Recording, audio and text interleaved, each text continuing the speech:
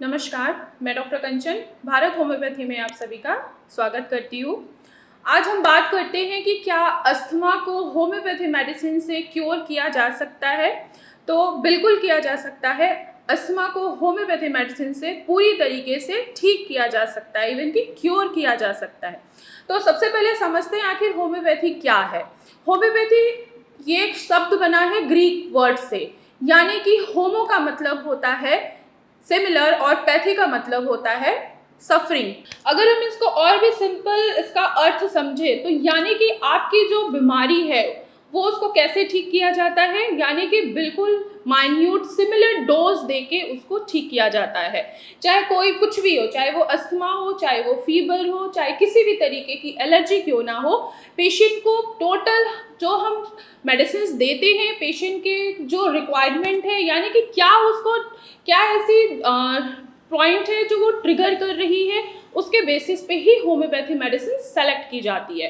तो सबसे पहले अगर देखा जाए कि होम्योपैथी में हम क्या करते हैं कि अस्थमा का पेशेंट पूरी तरीके से क्योर होता है, तो फर्स्ट ऑफ ऑल पहले हम समझते हैं आखिर पेशेंट को किस चीज़ से ज़्यादा प्रॉब्लम आ रही है, ऐसे क्या रीज़न है, ऐसे क्या कारण है जिसके वजह से पेशेंट को अस्थमा बार बार उभर के आ रहा है या उसकी बॉडी में अस्थमा डेवलप हुआ है। दूसरा देखा जाता है कि ऐसे कौन सा ट्रिगर पॉइंट है कि पेशेंट को किसी न किसी चीज़ से पेशेंट हमेशा एलर्जिक है। तो वो ट्रिगर पॉइंट हम ज़्यादा देखते हैं कि किस चीज़ से आखिर पेशेंट ट्रिगर हो रहा है। वो ट्रिगर पॉइंट कुछ भी हो सकता है, जैसे कि पेशेंट किसी परफ्यूम से एलर्जिक है, यानी कि उसको खुशबू से एलर्जी हो रहा है। इवन कि फूलों की जो खुशबू होती है पेशेंट उन चीज़ों से भी वो एलर्जिक होता है। तो ऐसे ट्रिगर पॉइंट हम पेशेंट में ढूंढते हैं, इवन कि पेशेंट के मुंह से खुद हम उगलवाते हैं कि ऐसे कौन सा ट्रिगर पॉइंट है जिसके वजह से पेशेंट जो है वो एलर्जी से सफ़र कर रहा है, उसकी खांसी बढ़ रही है, उसको सांस लेने में तकलीफ हो रहा है, इवन कि वो अस्थमा से भी सफ़र कर रहा है। थर्ड हम ये देखते हैं कि आखिर उसका इम्यून सिस्टम कितना हाइपर एक्टिव हुआ है किसी चीज़ को लेकर। वो कुछ भी हो सकता है, उसके बिहेवियर को चेक किया जाता है, फिजिकल मेंटल और इमोशनल चीज़ों को देखा जाता है कि पेशेंट आखिर किस चीज़ से इतना ज़्यादा वो इमोशनली अटैच है कि वो चीज़ उससे दूर हुई तो पेशेंट को अस्थमा के अटैक आने स्टार्ट हो गए।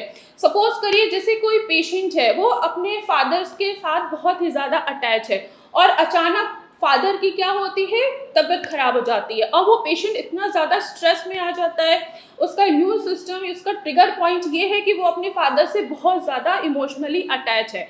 जैसे उसके फादर बीमार होते हैं उनको उनके बारे में वो बहुत सोचता है, जिसके वजह से अस्थमा की प्रॉब्लम क्या हो रही है, उसकी एग्रावेट हो रही है। अब यहाँ पे देखा गया ना कि पेशेंट जो है वो किसके साथ अटैच है, अपने फादर के साथ अटैच है, और कैसे वो इमोशनली अटैच है। तो जैसे ही फादर को कुछ हुआ उसकी प्रॉब्लम एग्रावेट हो गई। तो होम्योपैथी ये ज़रूर ढूंढती है कि आखिर पेशेंट इमोशनली किसके साथ ज़्यादा अटैच है, जिसके वजह से अगर वो पर्सन उस पेशेंट के लाइफ से बहुत दूर गया है या उसे कोई परेशानी आ गई है, या पेशेंट सपोज करिए है नहीं, तो पेशेंट की परेशानी वहीं से एग्रावेट होना स्टार्ट हो गया। तो होम्योपैथी में ये ज़रूर देखा जाता है कि पेशेंट के इमोशंस क्या हैं, उसके ड्रीम्स क्या आ रहे हैं, क्या वो डरावने सपने देख के तो नहीं उसकी प्रॉब्लम ट्रिगर हो रही है। नेक्स्ट देखा जाता है कि आखिर उसकी डिज़ायर क्या है, आखिर वो खाने में वो सबसे ज़्यादा क्या पसंद करता है। सबकी कोई ना कोई डिज़ायर होती है, कोई स्पाइसी चीज़ पसंद करता है, कोई स्वीट पसंद करता है, कोई नॉन वेजिटेरियन फूड ज़्यादा पसंद करता है, या किसी को नॉन वेजिटेरियन फूड से ही क्या है एलर्जी है, किसी को मिल्क से एलर्जी है, कोई मिल्क जो है उसके लिए सूटेबल है। तो ये सारी चीज़ों को देख के होम्योपैथी मेडिसिन सेलेक्ट की जाती है।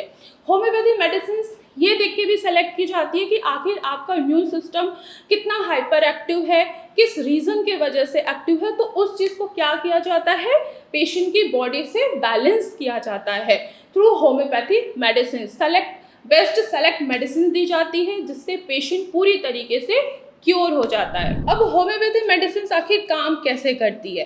होम्योपैथी मेडिसिन जैसे ही हम लेते हैं, यानी कि चाहे हम उसको स्मेल करें, चाहे हम उसको टंग पे लेके उसको डिज़ोल्व करके ले रहे हैं, तो क्या हो रहा है कि वो आपके सलाइवा के साथ मिलकर जो आपकी एयरवेज ब्लॉक हुई है वो क्या कर रही है, तो तुरंत उसके ऊपर वर्क कर रही है और धीरे धीरे आपकी प्रॉब्लम वहीं धीरे धीरे खत्म होती हुई नजर आती है।